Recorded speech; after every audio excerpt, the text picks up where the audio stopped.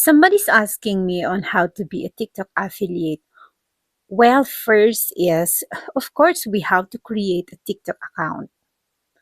Create ka ng TikTok account, magda-download ka, gawa ka ng account mo sa TikTok, and then enjoy watching, syempre. And before you become an affiliate, you need to have 600 followers.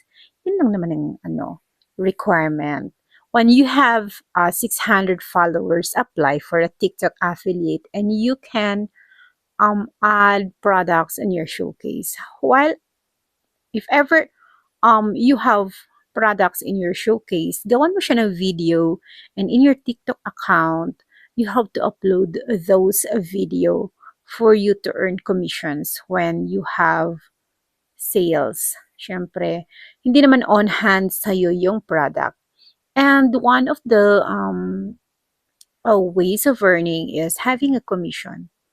Konti lang naman, stress. But why not try? Kasi one of the easiest or cheapest way of earning today is becoming an affiliate. Wala ka kasing on-hand na product. We are just earning on a commission-based. Pag nakabenta, yun meron. Pag walang benta, nga. So we have to create videos. That's why I'm creating videos and posting it in my Facebook account. Ayan. Tapos naglalagay ako ng link.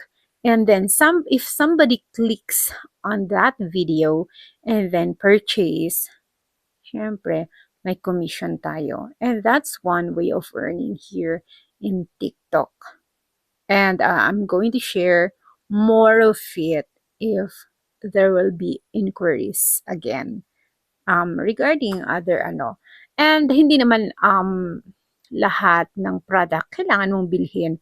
So it only needs a passion on creating videos. The first time nga na mag-create ako ng video, parang alam mo, yung ginawa ko noon is a face mask. I don't know how to create videos before, but upon watching the videos of those influencers, ayun, tapos tinanggalan ko ang hiya, ang pagmumukha ko, and then that's why I'm sharing it. Of course, I want everybody to earn.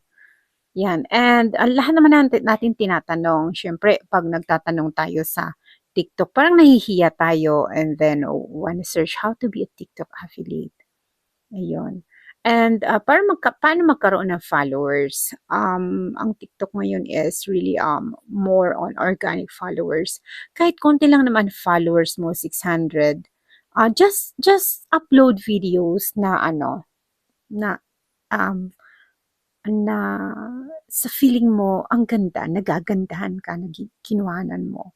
Siyempre yun ang umpisa. Pag nagagandahan ka, yun talaga ang maganda. For a newbie like me before, talagang akala ko maganda na yung ginagawa ko. Pero nagkaroon pa rin naman ako ng followers, and then yun, yung kapal ng mukha talaga. Kakapalan talaga ang mukha. Tatanggalin natin ang hiya. And that's how I started my journey, affiliate journey in TikTok. And so much more to share. So much more to share. And while I'm having a TikTok affiliate, I also do farming activities dito sa farm na maliit. Siyempre, backyard farming kami. And kahit super busy, hindi ako nag-upload dito sa YouTube ng aking videos recently kasi talagang it takes time na mag-isa ko na naggapas ng palay. Ni-video na nga ang sarili ko. Hindi ko magawa. Hindi ko kasi maisama yung cellphone ko. Kasi wala yung stand ng cellphone ko. And then, at the same time, nag-harvest ng backyard coffee namin. Ayan. And yan. So, sharing more about anything that I do as a farmer and as a TikTok affiliate. And thank you for watching.